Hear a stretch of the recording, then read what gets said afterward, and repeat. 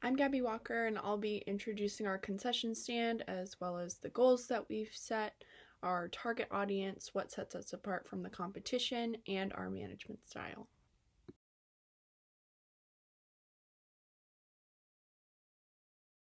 Our team has chosen to open Doghouse International as our franchise in the new Raiders Stadium. Doghouse makes a variety of items such as hot dogs, sausages, hamburgers, and chicken sandwiches, all easy to grab and go items that cater perfectly to the football and concert going crowds. Our main mission is to provide a variety of quality food items along with great service that will attract our customers. We have set a couple goals for our franchise, starting with our short-term financial goal, which is to adequately staff our operation without overstaffing it. This will help us to manage labor costs, and not having too many employees will help us to properly train all of them. Adequately staffing our operation is especially important in the cases of when there's going to be a rush of people. Studies show that night games, the people tend to eat less because they've already eaten before, as opposed to early afternoon games where the people probably haven't eaten lunch yet and would love to grab something. Going into our long-term financial goal, which is to cross-train our staff so they can step in wherever they're needed. This will not only help them to be more versatile, but will help them to understand other positions so that they can work together more cohesively, especially during busy times. A short-term HR goal that we've set is to strategically place our employees to ensure shorter waiting times for our customers and an overall smoother operation. Our long-term HR goal that we've set is to hire committed employees. We believe that if the employees are committed and treated well, they will in turn provide customers with better service. We also have a couple of marketing goals that we've set in place. Our short-term marketing goal is to make sure that our menu is costed and marketed properly. This means things like bolding items that are popular, and also pricing our popular items between our cheapest and most expensive items, because studies show that customers tend to gravitate towards those medium-priced items. Our long-term marketing goal is to keep up a strong social media presence. Menu items and any deals that we have will be advertised on social media platforms such as Instagram, Twitter, and Facebook, so as to attract more customers. Going back to our adequate staffing goal, we know that it can be difficult to predict how many employees we might need, especially in the beginning, because we don't know what the crowds at the new Raiders Stadium will be like. Our core game day staff will consist of 8 to 10 entry-level positions like line cooks and cashiers, and our 3 to 4 managers, which may seem small, but a solution to problems like callouts was found while we were doing our research. And we found that mobile-based staffing apps are gaining popularity amongst restaurants. They help owners and managers to find extra staff in a pinch in the case that they don't have enough people. Managers can simply enter their needs in these apps and find a replacement for any position they might need. And any workers that are registered on the app are carefully screened, so that will not be an issue. Our job positions will also be clearly defined so as to avoid any ambiguity for our employees. So our line cooks obviously will work the line. They will do the grilling, and our fry cooks will fry French fries and tater tots and things like that. Our cashiers will obviously handle any cash or card transactions at the front, take orders, fill up sodas for the customers as well. And then our management hierarchy is also fairly simple. We will be the overseers of the operation, seeing that we are the franchisees, and under us will be 1 general manager and 3 assistant managers. The 3 assistant managers will allow the GM to delegate without overworking the 3 assistant managers. And the assistant managers will have an appropriate amount of work and responsibility to also allow the GM to take care of any admin or clerical work that we need them to do, like gathering checks to record profits for the day.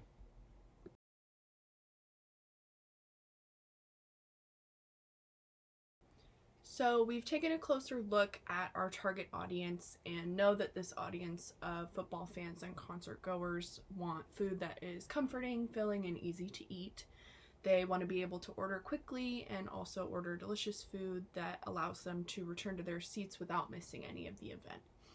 According to an article that we found, the highest ranked stadium foods are unique in flavor and easy to eat with your hands. This is why we believe Doghouse would be a perfect fit for the Raiders Stadium.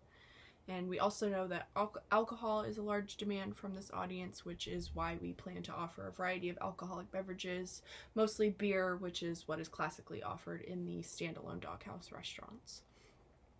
Because our price point is a bit higher and maybe not as well, our restaurant is not as well known as the other restaurants in the Raiders Stadium, our goal will be to win customers over by offering menu items that are unique, delicious, and high in quality. Moving forward to the management style that we plan to implement, we've compared and contrasted the different styles, and we've decided that the lean management style is the best for our operation. The Doghouse mission statement is providing uncompromisingly fresh, quality food in a clean, energetic, and fun environment coupled with excellent service. We believe this goes hand in hand with the lean management style because the lean management style highlights bringing joy to the workplace by providing an enjoyable environment for both the staff and the guests. We will encourage our employees to follow this philosophy, and hopefully this will help them to work more efficiently. We will train them to make memorable impressions on our guests in order to keep them coming back and choose Doghouse over our competitors. Some challenges that we might face include losing staff due to the seasonality of the job.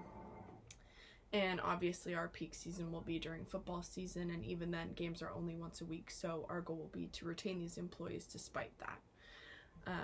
We also know that the amount of guests we have can depend on how well the team is doing, and we know that these challenges can be somewhat unpredictable, but we plan to be flexible and adaptable in order to face them.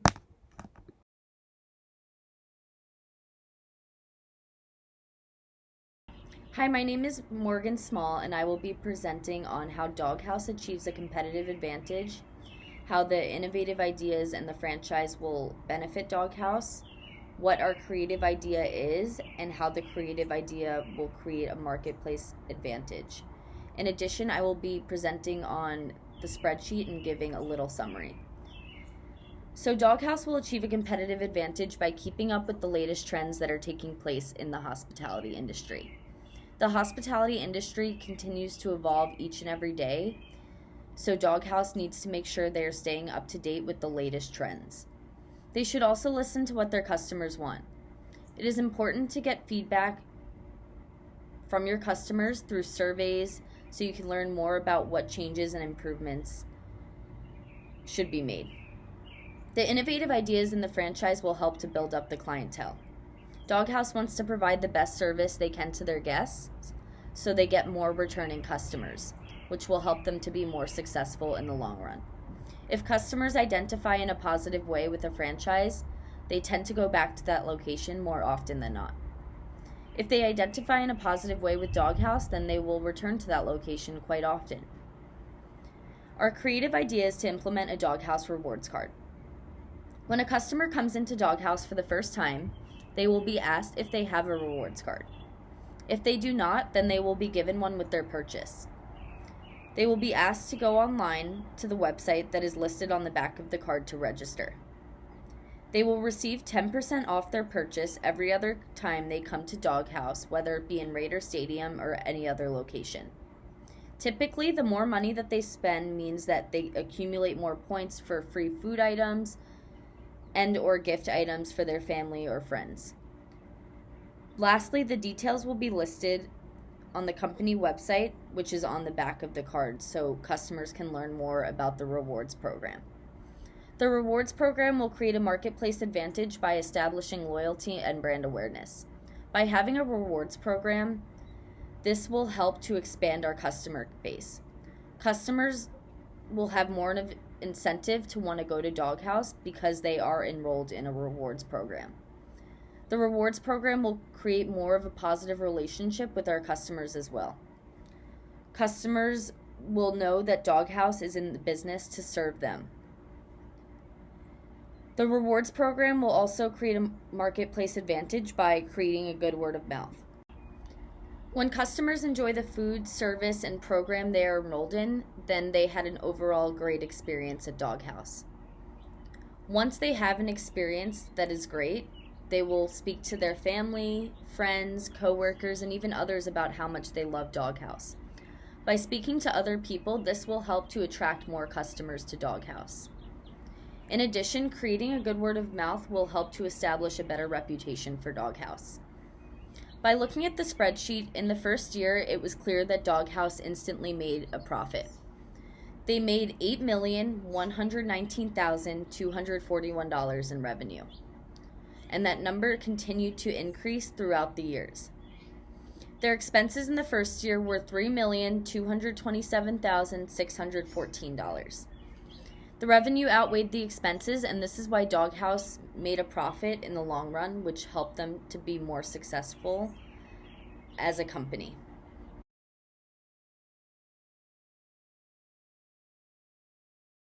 My name is Logan Linehan, and the market segmentation map was used to determine the biggest competition for Doghouse. This was done by comparing Yelp reviews as well as the main food items sold at each restaurant. So we first looked to see what other restaurant sells the same food as Doghouse, and their biggest menu item would be hot dogs.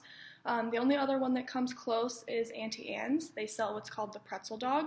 And then we looked to see which ratings on Yelp compared to that of Doghouse, and Doghouse has a 4-star average rating on Yelp. The only other close one to that would be Raising Cane's. They also have a 4-star review, and they specialize in chicken. So other than looking at Yelp ratings and menu items, we can see that some other brands might be more recognizable to a consumer before Doghouse. Brands such as Pizza Hut and Raising Cane's are recognizable pretty much across the country, while Doghouse is a newer brand. So a customer might be more likely to go to those other restaurants before coming to Doghouse. So with all this in mind, it's determined that Raising Cane's is the biggest competitor for Doghouse because of the recognizable brand and the fact that they compare in ratings on Yelp to Doghouse.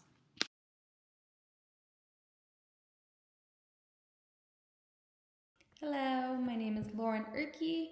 Our concession stand is Doghouse inside the Raiders Stadium. Today I'm going to be talking about the corporate level strategy and implementation slides. So Doghouse will be selling margaritas inside the concession stand. This will increase our sales revenue, guest satisfaction, and keep our concession stand competitive with our competitors. In order to decide on selling margaritas, we created a little table that I'm going to go ahead and explain right now. So basically, if we sell margaritas and our competitors sell margaritas, then we both will be making money. This will leave us at a Nash equilibrium. Both sides are at less risk and they're both making money. So it's equal. If we sell margaritas but our competition does not sell margaritas, then we will actually be making more money. We will have that competitive advantage and more guests will come to us because we will be the only concession stand selling margaritas. If we do not sell margaritas and if we do not sell margaritas and our competition decides to sell margaritas, then we will actually be losing out on profit because the competitors will be selling margaritas, so all the business will go there. But if we do not sell margaritas and our competitor set does not sell margaritas, we will be at another Nash equilibrium because nobody's making extra profit or more business, so it kind of leaves us at that Nash equilibrium. For just kind of going over the game theory again, our information is sequential. Other concession stands can make the choice to sell margaritas after they see us selling margaritas, so they can kind of base off their judgment after they see us selling it. It's not simultaneous. Our information is imperfect. We do not know if our competition will be selling margaritas until we actually see them serving the margaritas. And then our last but not least, we have a constant sum. Doghouse will only profit substantially if our competitors do not sell margaritas.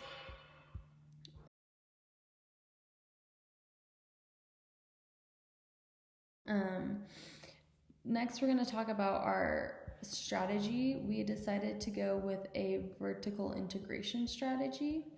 This is a corporate level strategy in which the company of business is involved in a number of different areas of their specific supply chain.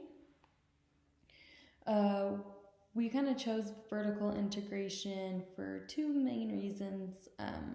The first one, there's more internal control and involvement with outside suppliers. So this reduces the need for a middleman and that unwanted guesswork. There's also more control of the day-to-day operations. So it's kind of more of a hands-on approach. You're more like aware of what your business is doing. There's no confusion. So that's kind of the first reason why we chose this. And then the second one is because it has a heavy focus on market and technology. We think that technology is important to keep up with our restaurant because you want to stay on top of the new trends to help beat your competition and stay competitive. And then also Doghouse isn't as well known as other brands, especially our competition that's going inside the Raiders Stadium. So we figured we needed to push or promote brand awareness a little more heavily. So we decided to focus on market and technology and the internal control and involvement with outside suppliers. We chose vertical integration for these reasons. And that is it.